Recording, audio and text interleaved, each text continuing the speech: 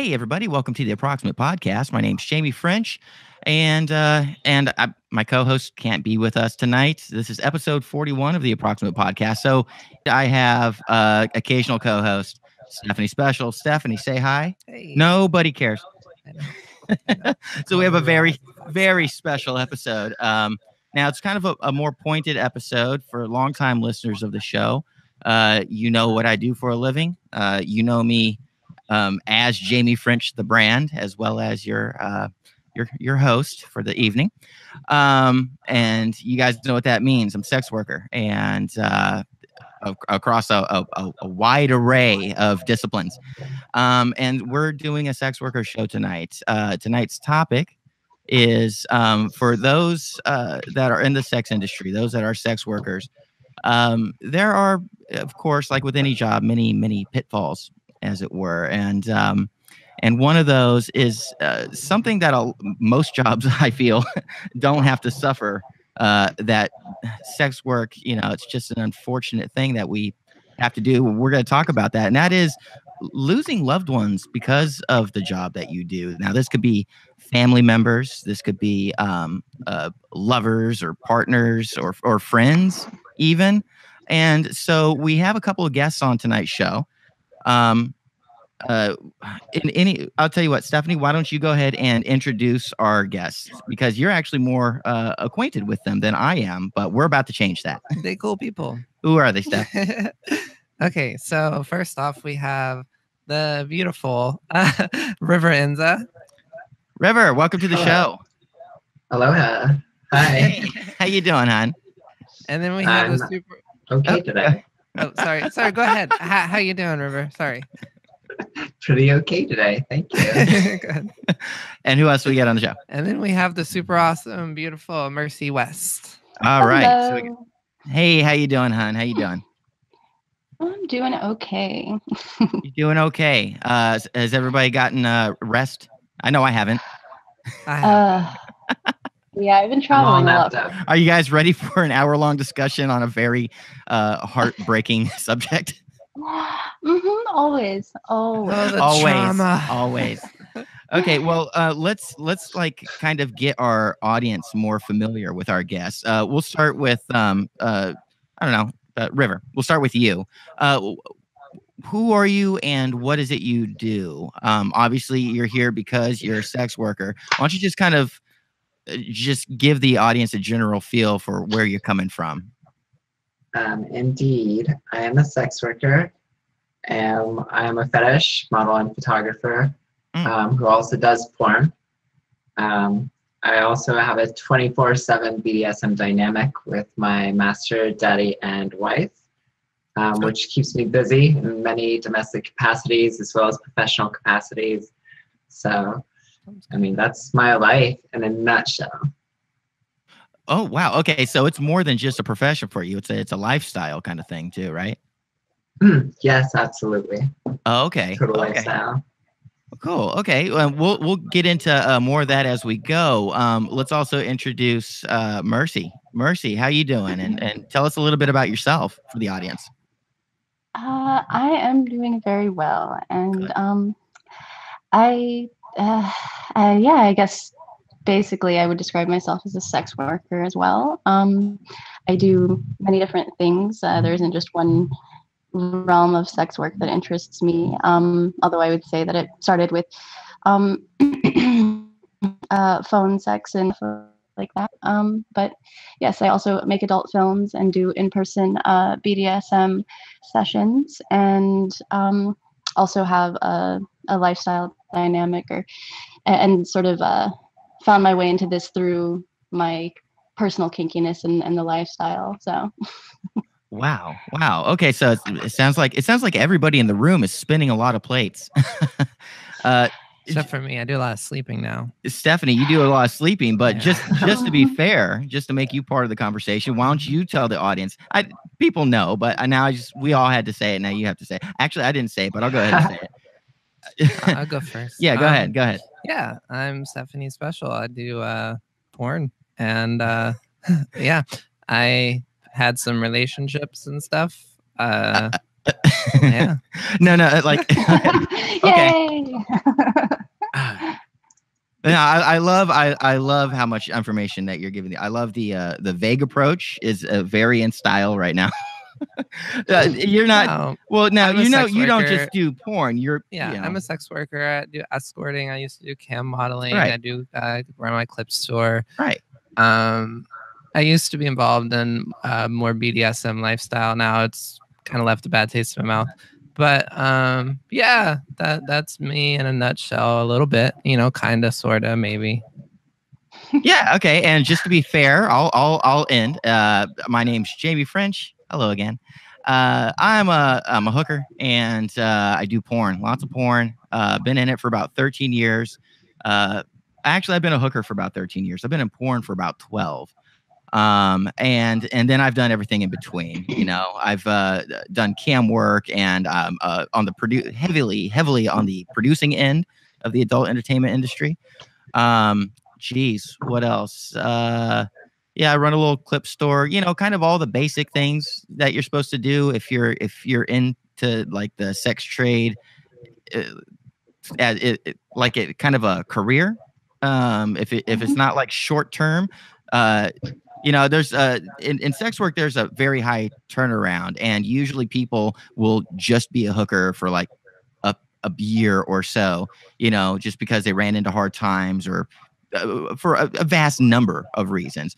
But the turnaround time's really quick. Same thing with porn, maybe 6 months to 2 years, and then you're out. But when you're in it as long as I have been, and you actually, you hate the idea, you abhor the idea of having a day job, and you kind of start to get your fingers into a lot of pots.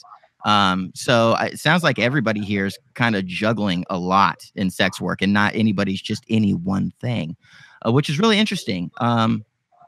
But now that we've kind of given our audience some background about who we are and what we do, let me go ahead and be the first to start with the subject at hand, which is, as a sex worker, who have we lost, if anyone?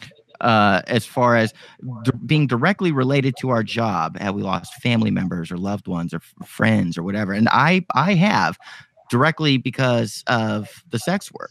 Now, we've done shows where we've talked about lost loved ones. Not that this is like a constantly, like a theme that constantly comes up, but it's not the saddest show on earth. But we've done this. We've talked about this in regards to being a trans individual, which is a whole separate kettle of fish.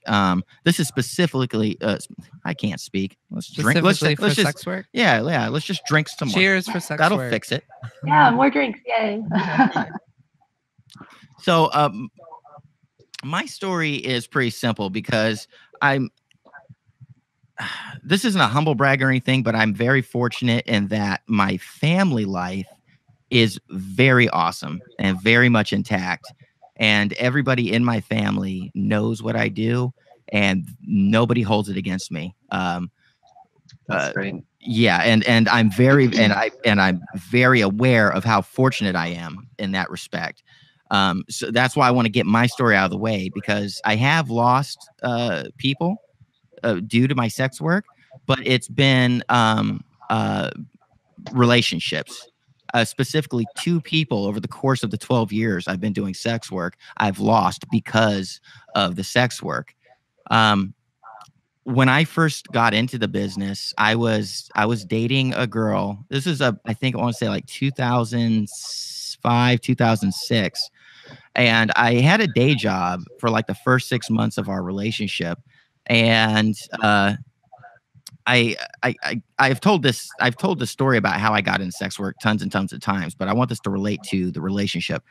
So I let's just skip to the end and say I discovered sex work about 6 months into my relationship with this girl, and I was really awful and bad about it because I kept it a secret. I flirted with it for a little while, because I was just sick of working for somebody else. I just wasn't built to take orders, and I wasn't really built for customer service in a retail environment. Someone I'm playing hearing guitar a or I'm something? hearing a plane or something. Does Playing anybody a hear that? guitar? Something? Maybe a guitar on a plane? I don't know. No, it passed. It passed. Anyway, I got in. I got into sex work, and like an idiot, I wasn't. I didn't cut. Well, I got to backtrack. I say like an idiot. I didn't cover my tracks, but like that's what like an evil person would cover their tracks. I didn't go into this with any malice. I didn't think to cover my tracks because I wasn't trying to do anything wrong, and I was so naive about it. You weren't killing people. Now, I wasn't Sorry. killing people, but I was also in a committed relationship, and I Yeah. just was true. I was so naive and stupid and immature that I just thought I could have both. You know, I wanted my cake and I wanted to eat it too. You know, I was selfish, very, very selfish. Anyway, she did find out about it. She did not break up with me because of that, because she found out about the sex work. Instead, when she found out about it, I broke up with her because I felt like such a jackass. Having like it all, the reality of the situation kind of came flooding in, and I let her go, and she protested, and we got back together, and we lasted for about 3 years, all the whole time I'm doing sex work. And the way that she would kind of meet me eye to eye with the fact that I was doing sex work is that she decided she was going to get into sex work as well as a porn star, never an escort, but as a porn star, kind of a tit for tat kind of arrangement. Well, if you're going to do this to make money, then I will also do a similar thing to bring in money so we can, you know, have a household. And it turned out that her taste for sex work did not match my taste or acceptance of sex work. It wasn't for her. And when she bowed out of it, she not only was she sick of it, but she was not going to be in a relationship with somebody who was in it. And I couldn't let it go. I valued the I don't know, that kind of sense of there's something about working in the sex industry that gave me a kind of an autonomy. You know, yeah. And I felt like I had actualized my own. You know, I wasn't answering to anybody. I could create opportunities for myself to do anything I wanted that no other job could provide. And and I thought, and I thought that how could she not see that as much as and I still, you know, I love the girl to this day. There's always going to be a her shaped part in my heart, you know, like shaped hole that only she will be able to fill. But the fact of the matter is, if I had given up all the sex work, and this isn't like a matter of like gambler's fallacy where I've put so much in that I got to see it through or else I'm going to feel like a failure. No, I was very, very successful at it. And I had to keep seeing it through because my other option was absolute failure. You know, I work best within the margins of society. You know, I work best by being my own boss and making up my own rules. And you know, discovering the world for myself. And she couldn't be a part of that journey anymore. And I hated to lose her, but those, you know, that's the way the cookie crumbled. And I went through like 3 years of crying myself to sleep, beating myself up over not choosing a quote unquote normal life on the grid. Making deals with myself. Well, I'll only do sex work for 6 more months to build up my finances, and then I'll go totally legit so I can get back with her. None of that ever panned out. It never really panned out. It just wasn't, you know, it just wasn't meant to, not that it wasn't meant to be. That's stupid. I'm not fatalistic like that or anything. It's just I needed time to recognize that no matter how much I felt about somebody, you know, we're all separated temporally, and I couldn't appreciate the world that she wanted from me, and she couldn't give me the kind of world that I needed from her. And it just, all of our practical living arrangement and the way we wanted to approach life was off. The feelings were on, the day-to-day life was just never gonna click. And that's the first story. That's from back when I started in sex work. And my second story is more recent. There was a girl that I met back in 2015 that was in porn already and was in sex work. But when I met her, I didn't realize that her relationship with sex was a very unhealthy one. And that she was into the business not so much out of her want to do the job, but because she was in a desperate place and was acting out sexually and actually had no real interest in being in the business. And the longer we stayed together, the more that became apparent. And it was, again, she out and out left me because everything that was horrible in her life, I was a reflection of that. And I handle it in such a healthy fashion. Like it's so normal to me, and it's so untoxic, and I try to do everything as ethically as I possibly can. You know, I pride myself on trying to show everybody around me that sex doesn't have to be a bad word, and sex work doesn't have to be a scummy thing, you know. But she was so far beyond the pale and had gone through such abuse in her life that she was never going to be able to see my job as anything less than a means to like constitute pain, you know. And she no longer has a relationship with sex at all, let alone sex work. So that was just doomed by toxicity through circumstance. So you know, and I like to hope that I've learned my lessons now in that 12-year time span as a sex worker. Those are like the two things that really fucked me up, that dealt directly with the sex work. And I don't know. I like for me, I'm really enjoying staying single. I'm not looking for love at this point at my old decrepit age of 38. I think I want to stop putting those kind of roadblocks in my way until I've earned a relationship, which is why I'm extremely happy just being alone and I don't want to risk putting somebody through a situation that they're not ready for. And I don't want to have to explain or apologize for the past 12 years of my life just to pursue a future relationship in case that's the case. So I'm finding it easier just to be a lone agent. And I don't even date around. You know, I got my sex work, I got my cat, and sleep. I got plenty of sleep and a little bit of sake, and I'm good. So long as I get the bills paid. Okay, so that was me jawing at the mouth for I don't know what, 3 hours now. Who wants to go next and start telling stories? I'd like to say that the difference in your story, Jamie, reflects that you have gone through quite a lot of growth in that time between the first story and the second story.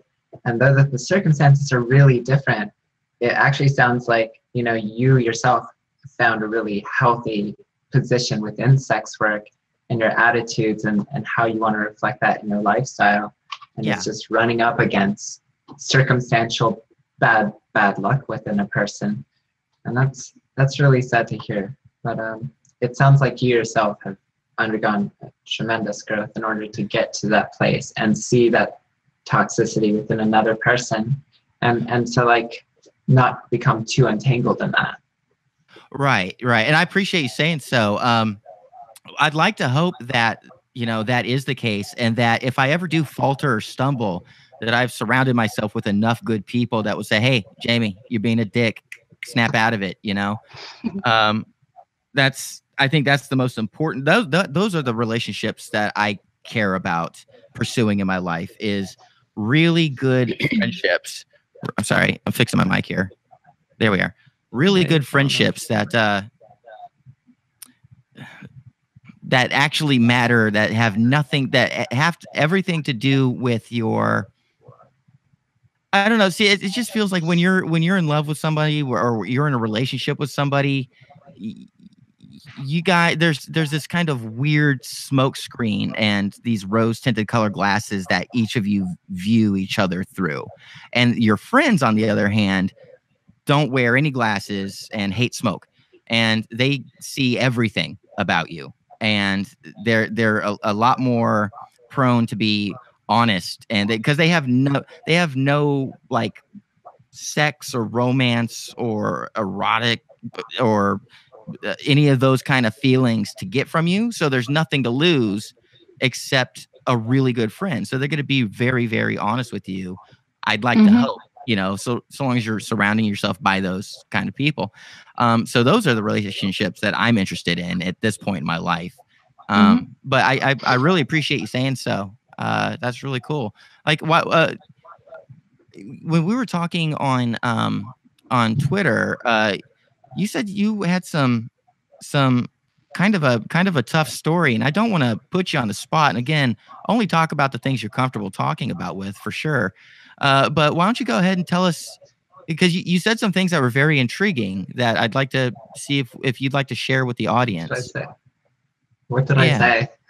Well, it's there. I don't want to say, because I don't want to put you on the spot. So just tell your story as you feel comfortable.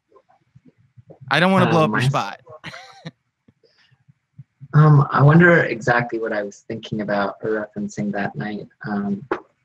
I guess my position is that I'm a sex worker, and I have done sex work almost unbeknownst to myself for almost 10 years, since 2008. After I exited the military, I started to do casual escorting, basically finding sugar daddies to pay for this or for that. Wow. And that kind of led me along down this road into my current position and relationship. But along the way, as I became more comfortable and confident with myself as a trans woman, it was also concurrent with like my acceptance of myself as a sex worker. I realized within myself that there were sexual dimensions about myself that I couldn't avoid, that I couldn't ignore in a relationship, because they were tearing them apart. My secret lifestyle was just like shredding totally like legit relationships. So I understood that like I needed to have those sexual dynamics acknowledged within a relationship type and within my lifestyle in general in order to become healthy. And at the same time, I saw the total disintegration of my relationships with my family as well as with my friends. And now, sorry to interrupt, but is that because of the sex work, or is that because of the trans stuff, or is it a mixture of the two? It has definitely been a mixture of the two. And it makes it hard to tell which it could be with some people. With my family, for instance, there's some definitely resistance towards like my being trans. But the intolerance that I get from them is wrapped up in my sex work, and as well as my lifestyle choices, as well as being in the type of relationship that I'm in. I'm sorry, because I'm just thinking here. Do you think if trans was an issue, if you weren't trans but yet you were still in sex work, do you think you'd catch as much flack?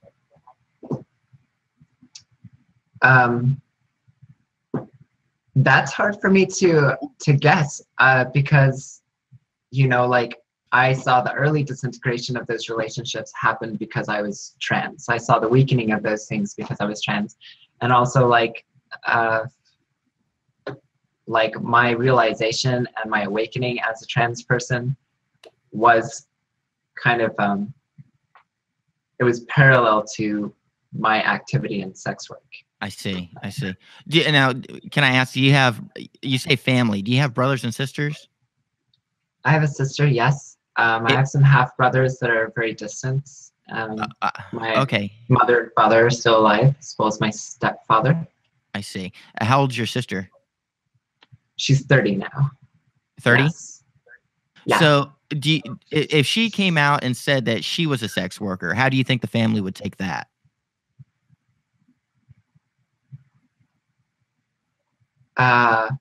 With disbelief, but actually, when you put it that way, I've never ever thought of that. But it's hard for me to think that they would be unsupportive towards her. See, that's what I was curious about. She's such a bright spot in the family, and yeah, and my being trans is a total problem to her specifically. So, how much does your family actually know about your sex work?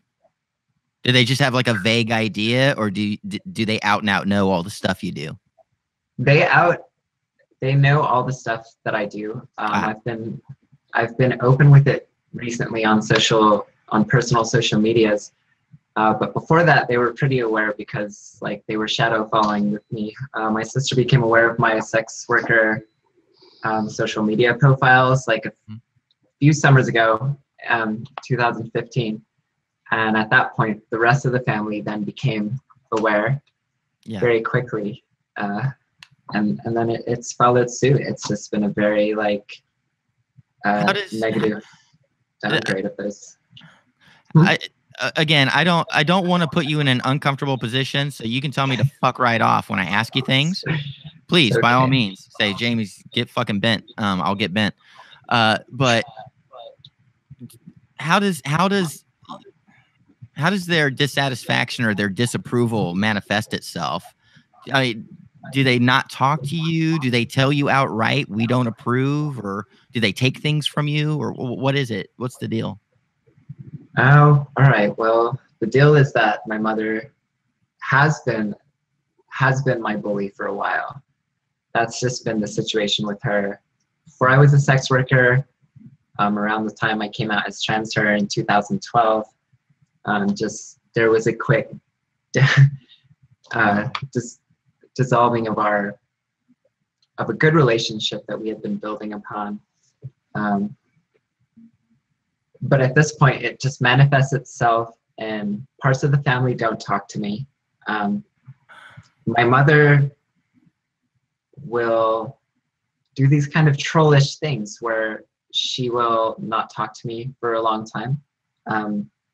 Then she will like slowly get into my social media profiles and like a few pictures slowly, until the point where I'm usually the person who comes around and wants to like know how she's doing, know how the family's doing, know if I can offer any sort of like positivity in my life and say that I'm doing well and that I have a secure, happy relationship, that maybe that would help her get past some things. But it usually turns into a really dark experience really quickly. Breaks down into chaos, I guess. Yes. Where, I mean, not only will she voice her disapproval towards my sex work, but it becomes, all the trans talk becomes very muddled. But, you know, like, I've had to understand that my family is like kind of born in that ignorance. Like, my family is racist. My mother is also racist. Oh no. Okay. I'm kind of getting I'm kind of getting the picture you're painting here. They're casual racists. They think it's cute. Jeez. And so there's almost nothing I can tell her to take away the stigma that they already feel. And so like my mother, my sister, and my grandmother are all very tight. These were like the three most powerful women in my life. And, you know, they tattled on my grandmother, and I got a birthday card from my grandmother this year, just essentially telling me to like put on my pants and go back to work. Not realizing that I'm like happy in my job and that I'm doing better than they have ever known me to be, actually. Right. I'm more protected. I'm safer than I've ever been, in how I practice sex work and just in my relationships with people. I'm more safe than I could have ever been, and it's just really interesting that despite that, it's just this kind of constant toxicity and pushing away from these people, you know? Yeah. And then it's usually made out to be my fault. Like, I'm not close to the family, and that's my decision. If you were to just say, I'm not trying to fix all your problems for you, but that's really awful, and I really empathize with that. If you were to say, go around, like, just are you able to visit your mom, like physically go and hang out with your mom? Like if you No. went, oh no, is it just No, because she's I'd be very far physically away, or she afraid. wouldn't allow you? She wouldn't allow you in. At this point, I wouldn't allow her in. I'm a little physically afraid of my mother. Oh, I see. She can be a very chaotic person, and I never know if she's going to go off the handle. I see. And it can be just thinking about it is very uncomfortable, because she can be an extremely uncomfortable person to be around. I see. I'm very sorry to hear that. The thing I was going to say, though, if that was an option, I was going to ask, can you have a relationship with your mother where you kind of compartmentalize, for her, not for you, but for her, just take trans and sex work off of the table. Don't allow it to be a subject of contention or discussion that belongs to you. She doesn't have to know anything about that part of your life.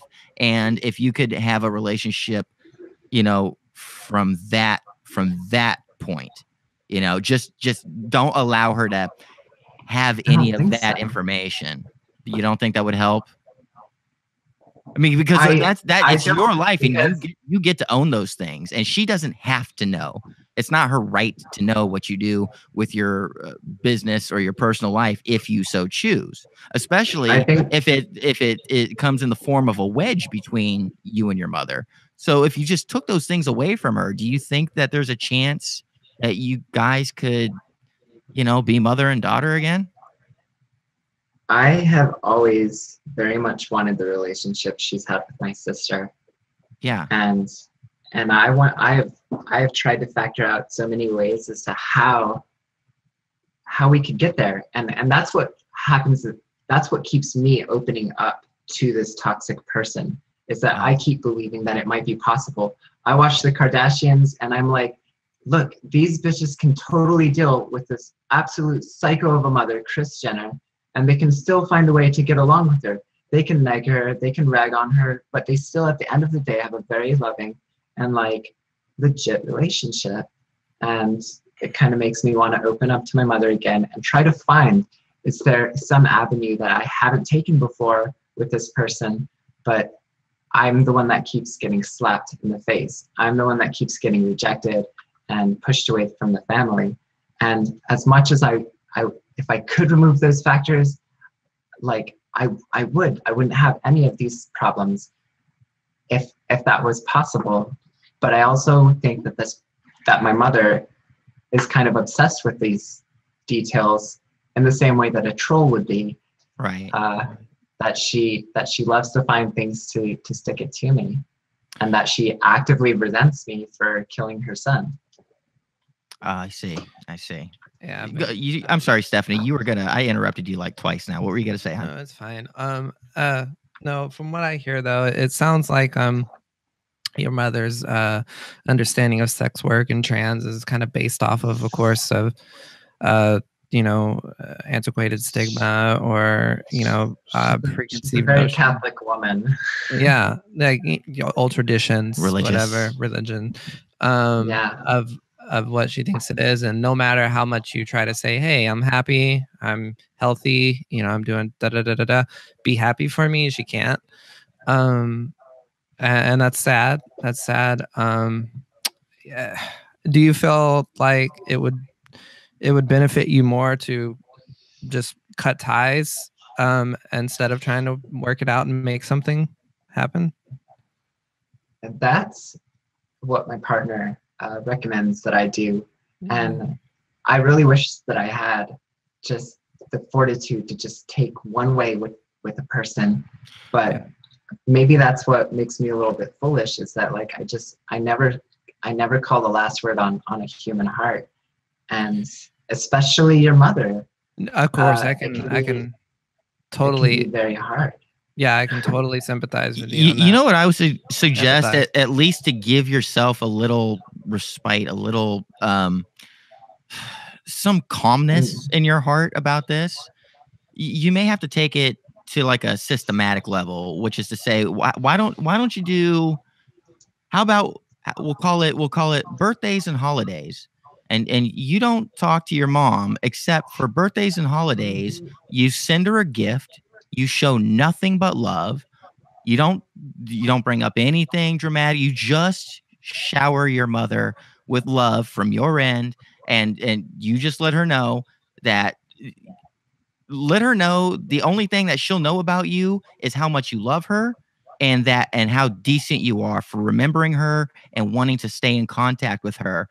And you know, just because your mom's difficult doesn't mean you don't get to love her. So enjoy that you love your mom, and just keep it to birthdays and holidays. That way you get to do something, and it's pure, and it's giving. It's not taking, it's giving. And let that hopefully kind of wear her down and melt her heart a little bit, because otherwise, with the kind of person that you're dealing with, just from the limited information you've given me, anything else is going to be like trying to squeeze blood from a stone, you know? So maybe find a different approach to having, craft a new kind of relationship with your mom, something that you're in control of, something that can't be taken from you, give and love, and do it on days that have punctuations that she'll recognize. And maybe that could at least be a starting point, and kind of relieve your shoulders of this weight that this relationship is bearing on you. I don't know. That's just an idea, hon. I'm just. It's a very sweet idea, and I like that. Like, it's a totally positive approach. I'd like to take that distant and just loving approach, because it's something that I have to think about and consider. Of course. Because like, I can't expect this person to change. I can't expect to break this person down, or that this person is going to at some point accept me because that I've just given and shown that gratitude. Yeah. Because for me right now, it's just like a vacuous kind of feeling. But maybe yeah, in time, Well, that can be healed. Even with Jamie's explanation, with the option or thing she said, maybe you could even try to focus on maybe even just doing that for you even more, and if it works out for your mom, then that's the plus side. That's a better side. But just for you to feel peace, if that's something that you can do, if that's something I think the important thing is that, sure, we might all agree that you probably can't change your mom's point of view right now. Yeah. That probably can't be changed right now. But more importantly, you can't be changed. Nobody's ever going to change your mind that you love your mom. And that's the point of strength that maybe you should be concentrating on. Maybe not how much you can change your mom or how much she ought to be changed, but how you're already so good that you don't need to be changed. And concentrate on that part of the equation, and let that provide a little bit of strength for you. I don't know if that sounds corny, but no, that's pretty much why I said do it for you, because I mean, you are a good person, obviously. So I mean, just trying to heal that toxicity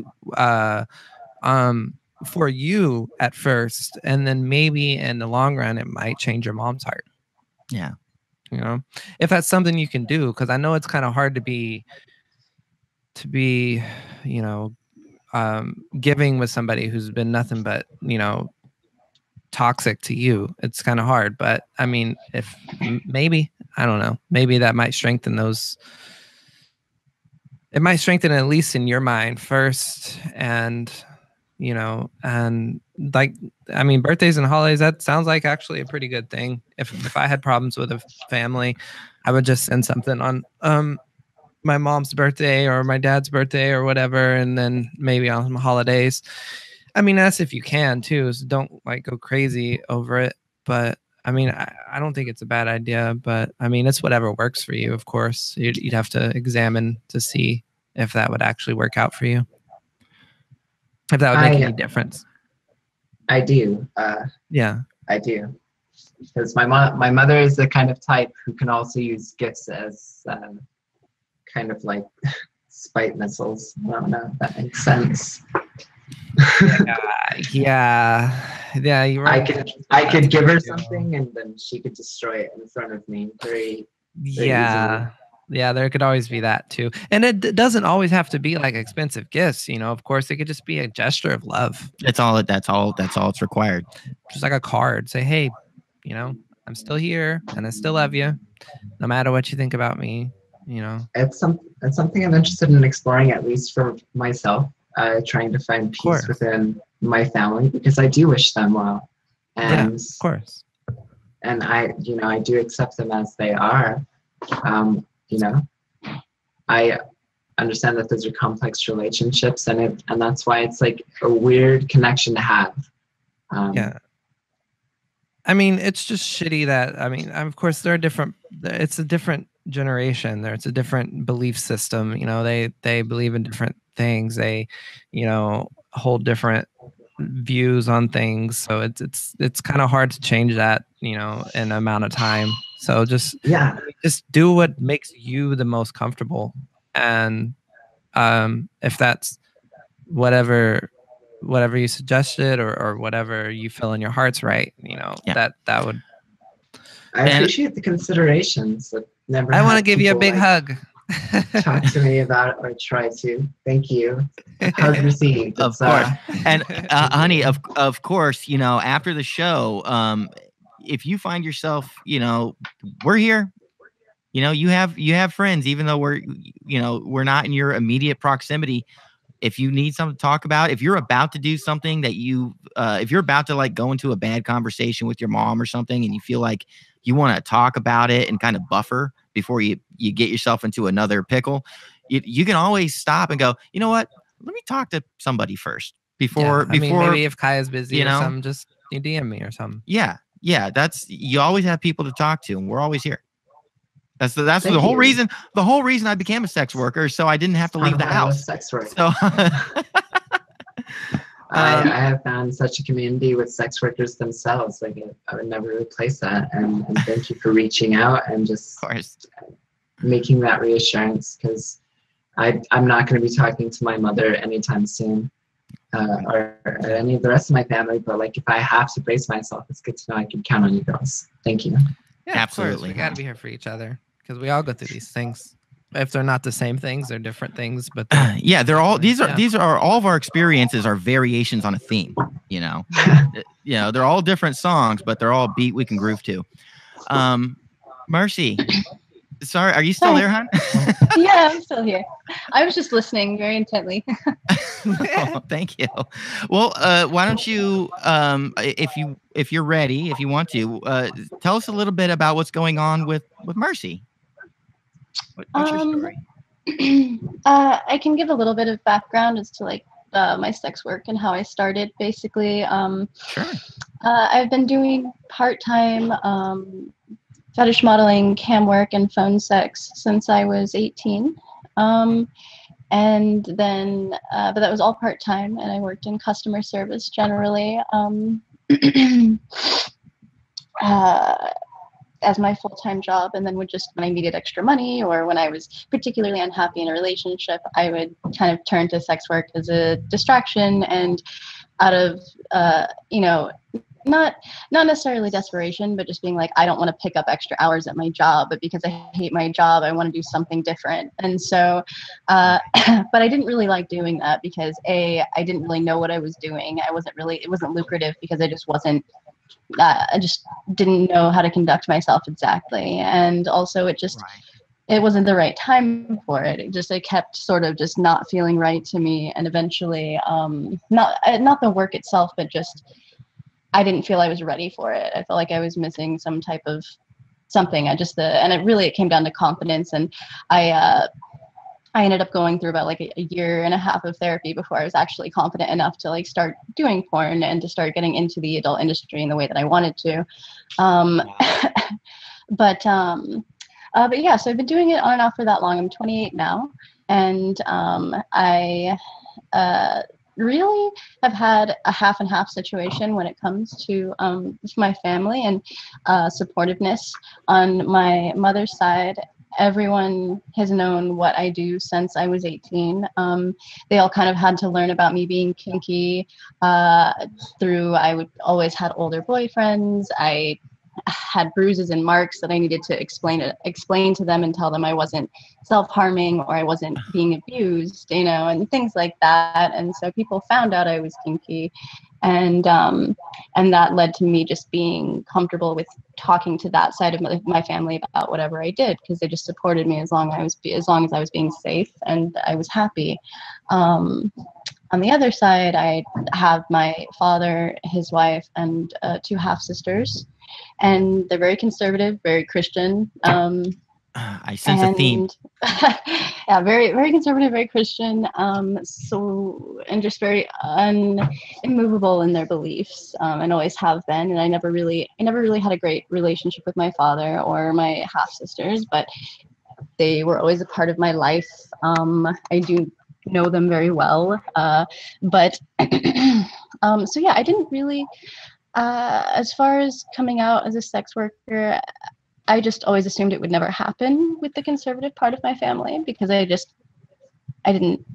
don't care what they think when it comes to that, or pretty much anything else. I know that they would only contribute to stress in my life and just say negative things and be concerned for the wrong reasons and chastise me for doing something that I love. And so I just had decided a long time ago that I wasn't going to deal with that unless it got shoved in my face somehow. And I'm very satisfied with my mother and my grandparents, aunts, uncles, everyone on my mother's side knowing, and I feel very good with that.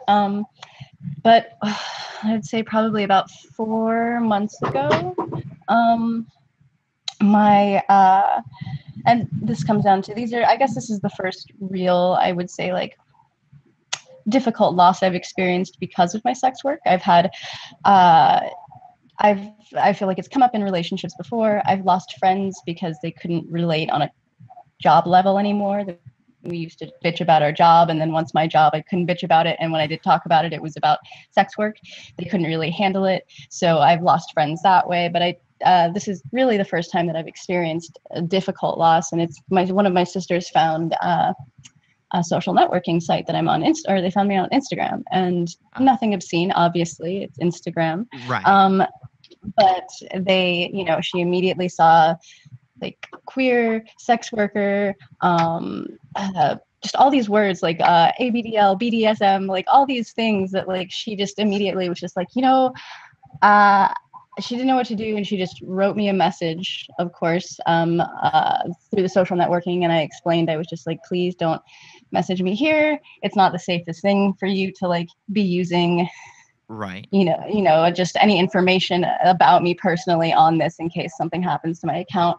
And so we started talking over text message, and I just I got exactly what I expected, which, and this is from my youngest sister who's in her early 20s. And I got what I expected, which was just, I can't believe what you're doing. This is absolutely awful. Your body is just for you and your partner. I can't believe what you show people.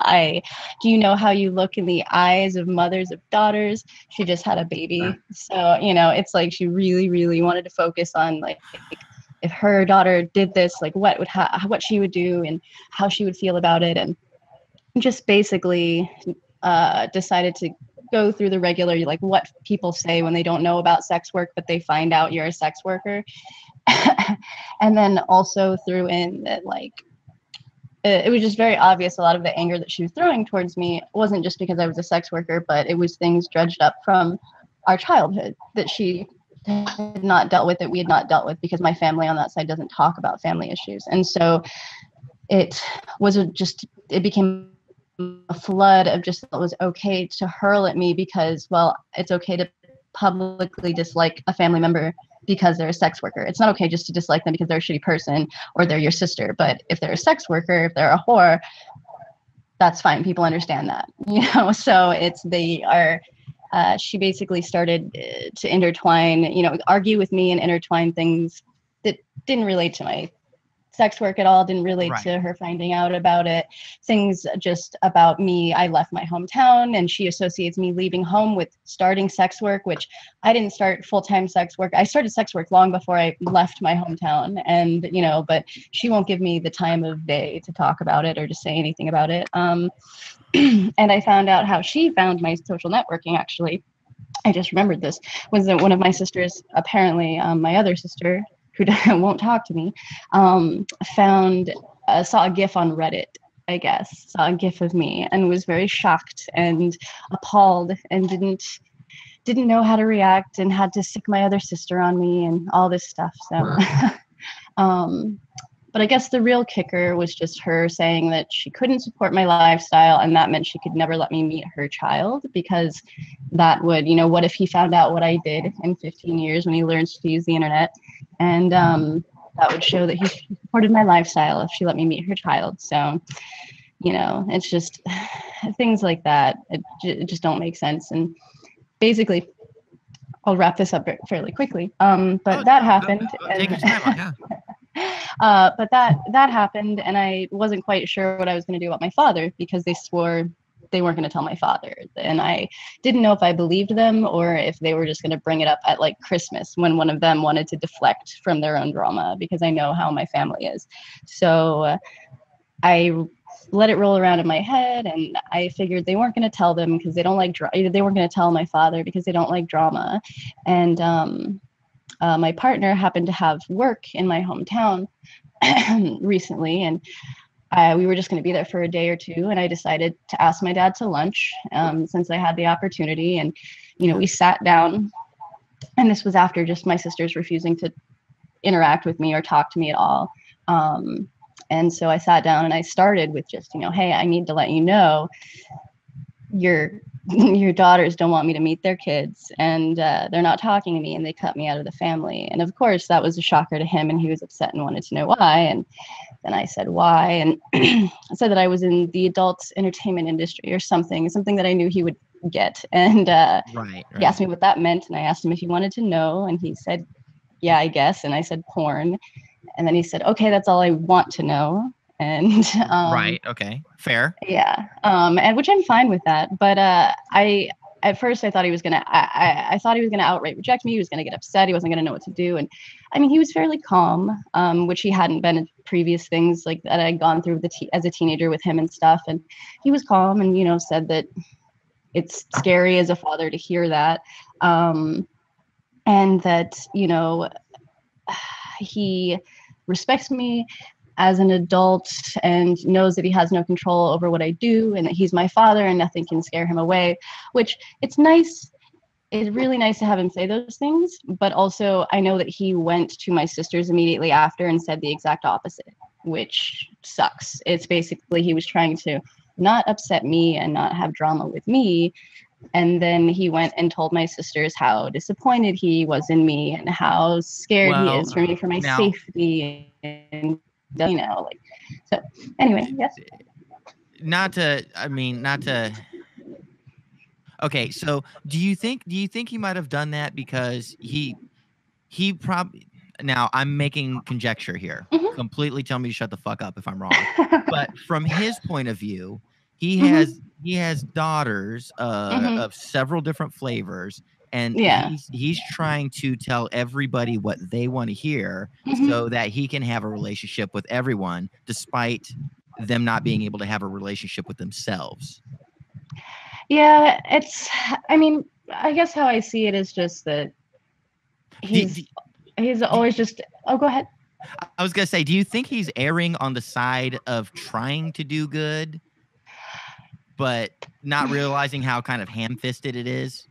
I mean, it's definitely, I could see that. I feel like it's giving this person a little more credit than they Oh, okay. deserve. Like I That's fair. personally, That's fair.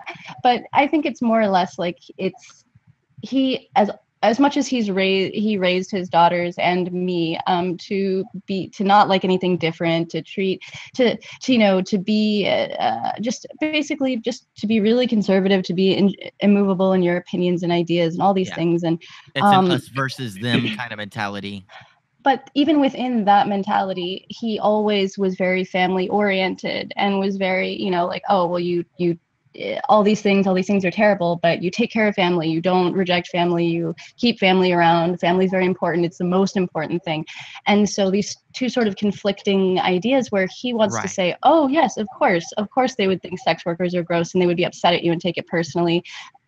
But then also, well, why the fuck are they rejecting you and cutting you out of their lives? I've taught them that family is the most important thing and you're their sister. And so I think it's more of just a confliction on his part as to not, like, oh no, I told them to hate freaks, but there's one in the family, and yeah, it sounds like.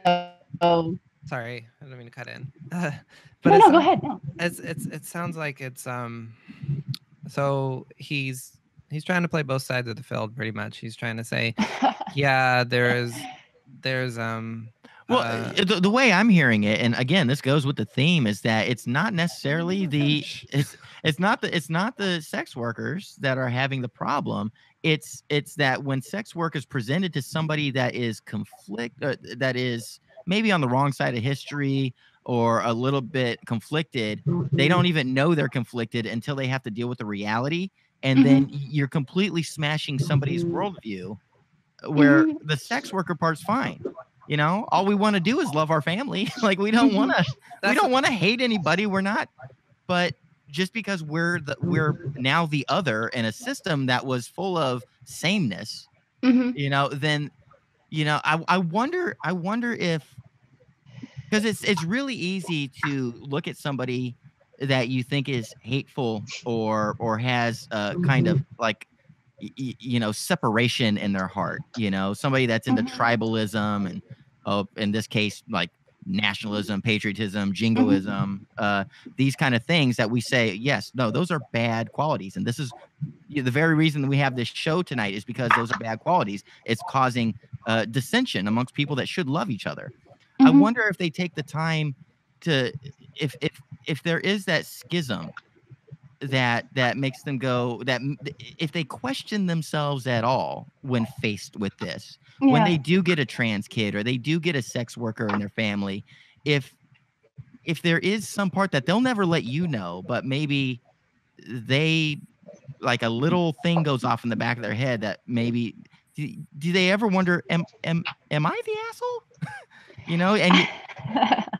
Well, go ahead. Well, yeah, like I was just trying to say, it was like it seems like he's trying to like it like I said, playing both sides of the fence, but also like really just recognizing you as, this is my kid, so I want my kid to be happy. So whatever my kid's doing, am I off base there? I mean, no, you're right. I mean, it's the thing. It's just, I also feel like he knows that I'm not going to cut him out of my life unless he's terrible to me. He's been like fairly level-headed to me as an adult. I just know that he doesn't want any deeper of a relationship with me, because if he does, then he'll find out things he doesn't like. And that's, not just, and it's not just me bringing up sex work or, anything about, gender or sexuality, just things about just how I live my day-to-day life. It's just, he doesn't quite understand.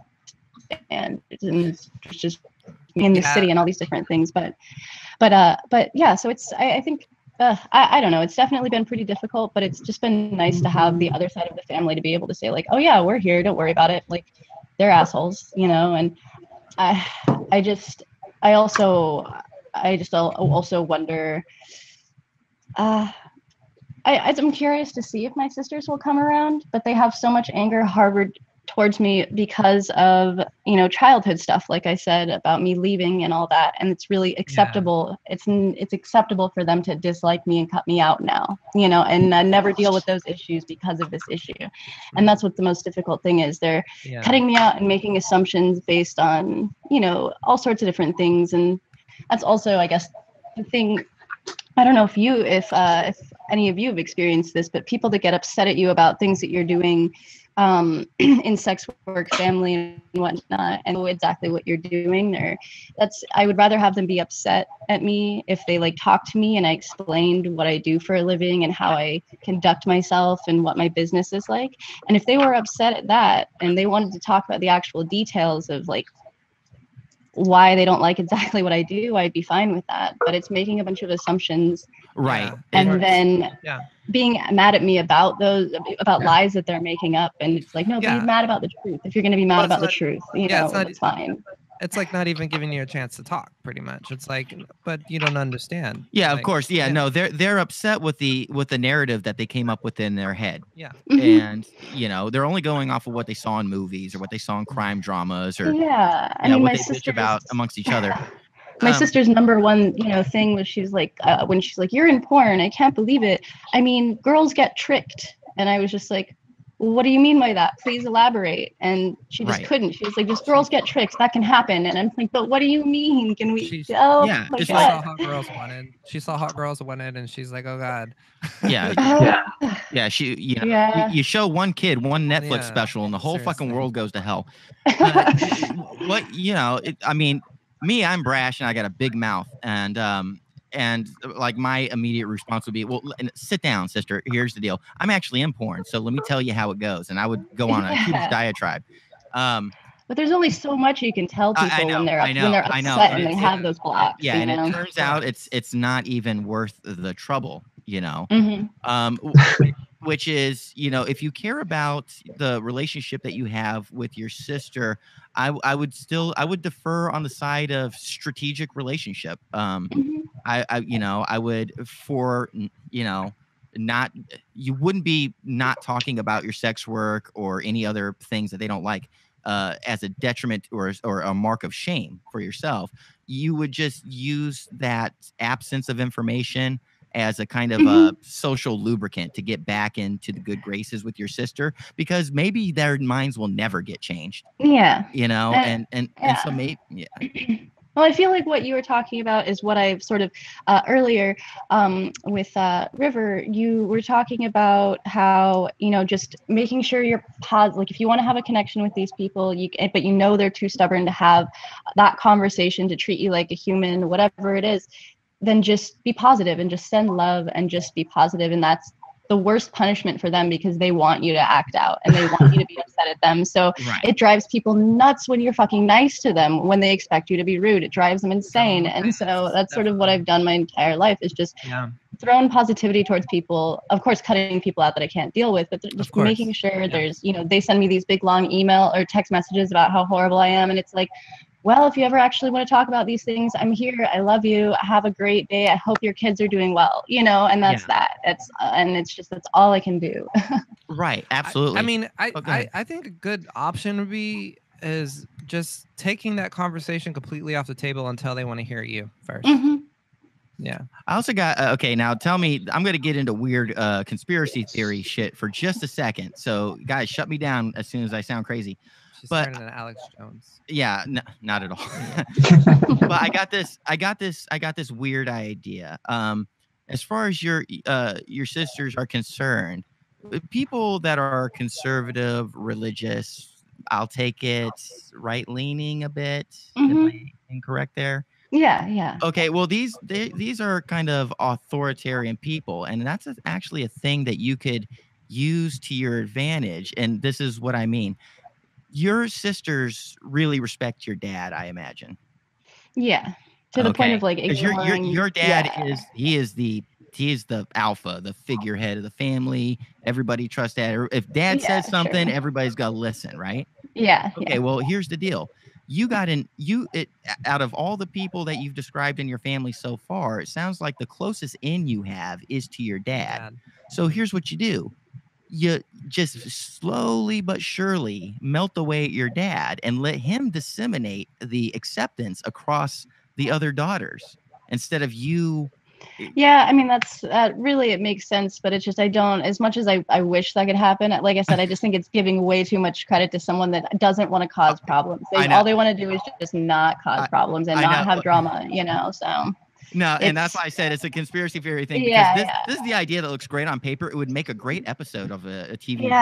If they had a conscience, if it felt like they actually thought things through and gave a shit, like, yeah, but no, it's that definitely makes sense. And I think some of that is capable of happening with him not completely cutting me out, not necessarily accepting me fully, but still saying, you know, it's your sister. Like, I'm gonna invite her to you know, Christmas, or you know, this is your sister, or whatever. And really, the funniest thing was just that I was using this time when they've been like, all right, I'm a sex worker, I'm coming out to them as queer, as non-binary. Like, they won't even talk about that, which is hilarious. Like, my sex work completely overrode any other coming out, any other thing that they would care about or be upset about, which I thought was the weirdest thing. Because like, they don't, my sisters were like, they found my social networking and it talks all about like how I identify and everything, and they just like didn't even bring it up, didn't even like, nothing. It was just complete and utter like, sex work, you're terrible, oh my god. And I was like, well, I guess I got to skip the coming out part a little bit and go straight to the you're a terrible person for this. Like, oh my god, it was so odd.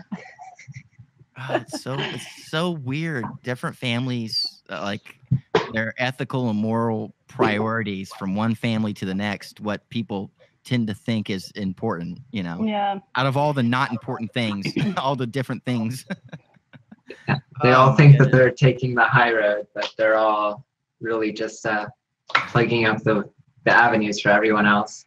They're just missing out on love is basically what it is. That's the goddamn saddest part.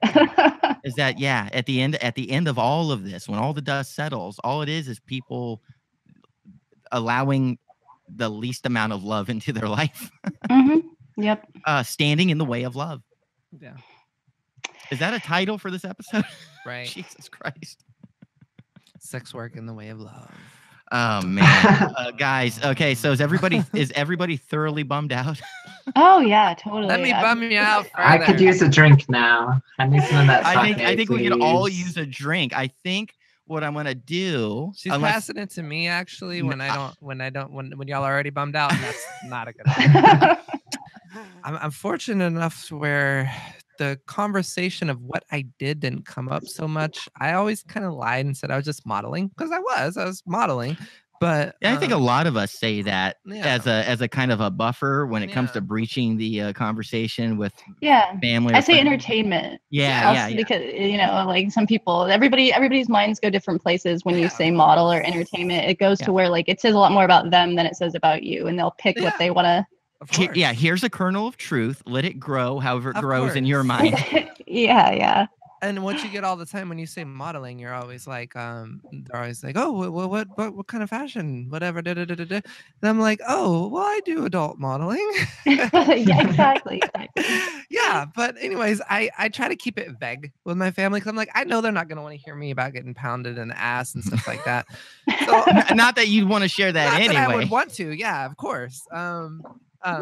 So yeah, I keep it vague. Along with the sex work goes, I haven't had a problem, but I've lost a lot of family, so I didn't really have the chance to have that problem.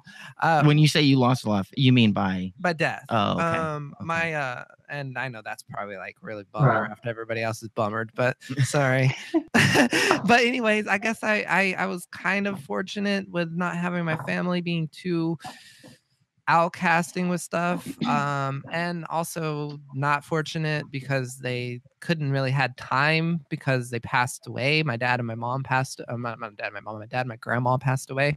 My grandpa had Alzheimer's, so he really didn't know who I was. Anyways, he was like, "Oh, you're this thing or that thing, aren't you?" You know. And that was like pertaining to names, but I don't want to be specific, of course. So what I'm hearing here is that, in the worst possible fashion, you escaped all the turmoil that so many people go through in the worst possible way. Well, I kind of just wanted to. Everybody died. I kind of just wanted to. Well, other than the deaths, after the deaths, especially, I kind of just wanted to cut out and start doing my own thing. My mom was the only one who kind of gave me a little bit of shit for being trans and being a sex worker, but more actually for being trans and being a sex worker. Well, that's a topic that we are definitely we're gonna make a whole, okay, so just like really quick, we have a good conversation. We have a good relationship now, and she knows about me doing sex work, and we actually talk about it sometimes in details. so in a really morbid way, there is somebody has a happy ending.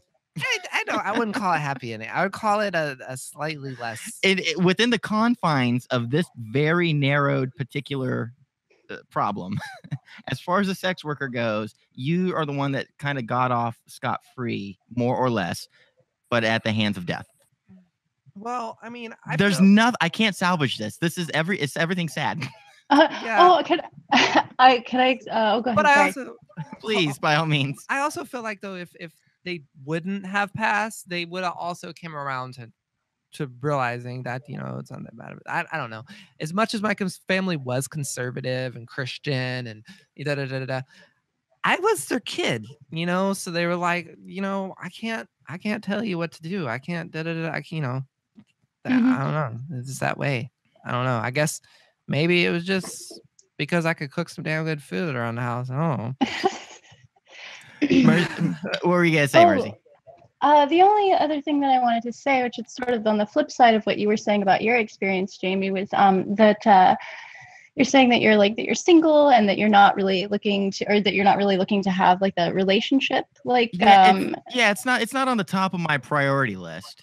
And so I feel like along with just a lot of changes that have been going on with like my own identity and my life taking on sex work full time, something that's actually really helped me is I've been able to like understand that I just need, because I am a person that likes to have partners, that likes to be in relationships, and being able to find people that accept me 100%. There isn't any part of my life or part of my work or part of my identity that they don't understand, see, and accept. And for a long time that I would settle for partners that only saw part of me, only knew about part of what I did. And I realized that for me, part of the healing process of not having the most support from certain parts of my family and not being able to communicate things to people was finding those people that can respect me and know about all of those parts of me. And I think, it's different for each person. And I feel like I just, finished, did my 2-year anniversary with my partner, and they're just like, they're the best. I'm so fucking happy. Thank you. We're so fucking happy. And it's just been the best, most positive thing. And it's not that all of my relationships beforehand were negative, but this relationship has taught me that they can be positive and completely helpful in these types of situations. When sex work and when extremely emotional things come up, like to have someone that knows about all of it and you can just talk to honestly about things and about who you are, it's just so wonderful. Like, and so it's possible is where I'm going with that, is that it's possible to find those people. Absolutely. And that's the thing. A lot of people feel really like it isn't, and they know it is, and it's hard, but yeah. Well, as far as relationships go, I did lose a relationship in Dallas. It kind of was falling apart anyways though, and this was because of porn. I was traveling and doing porn in LA and stuff like that, but I was just like, I kind of wanted to break it anyways. It was kind of an age difference thing that we kind of grew apart of. And it was just. Yeah. But the sex work didn't help. The sex work didn't help. He was very jealous of my sex escorting and porn. So that counts. That counts as a story. That counts as a story. Yeah. But you were already separating for other reasons. Well, he was kind of abusive, kind of an asshole. So there was a webcam show out there that some asshole was recording.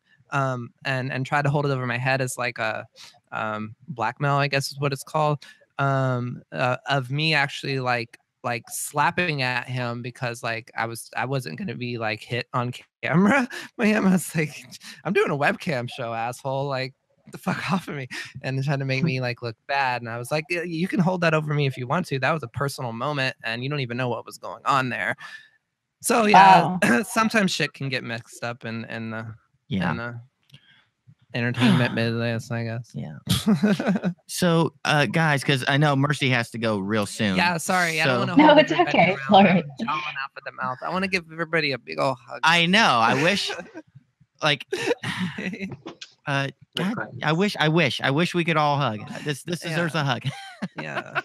It's been so nice to be able to talk about this stuff. Thank you Yeah. so much for providing the platform. I'm very appreciative. Oh, thank you guys for coming on. Now Thank you for doing it. here's how we're gonna wrap this up, and we really do appreciate you guys coming on. So what I'm gonna do is I'm gonna give everybody a chance to, if they want to. This is not obligatory by any means, but if you have something that you want to plug, a website, a service, a thing that a charity, whatever it is, whatever you're into that you want to plug and put out there, because this is gonna go up on Monday. February the 26th.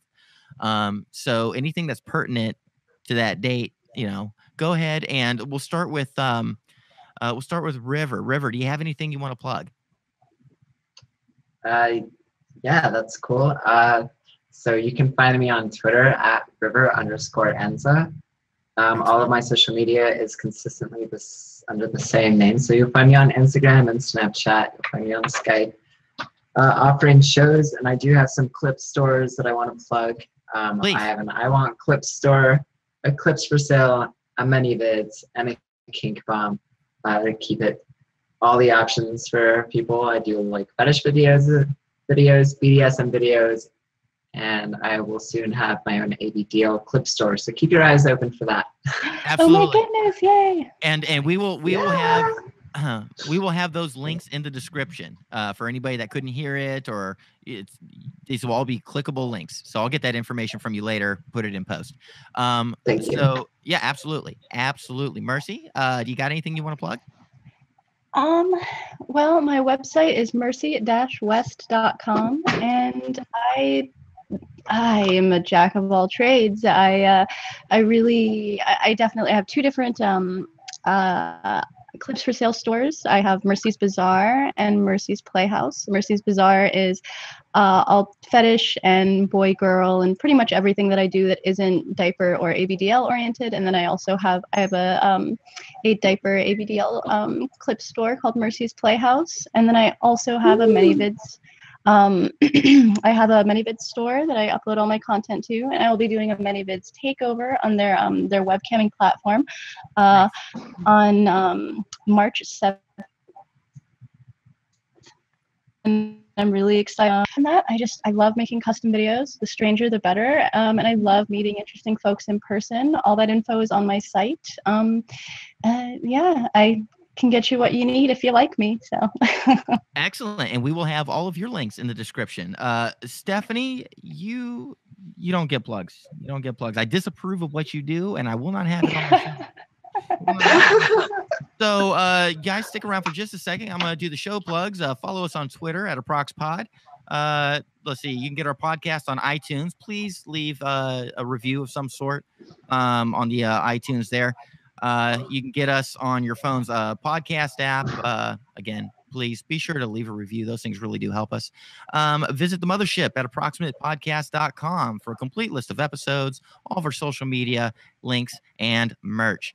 And most importantly, go to patreon.com/approximatepodcast and become a patron.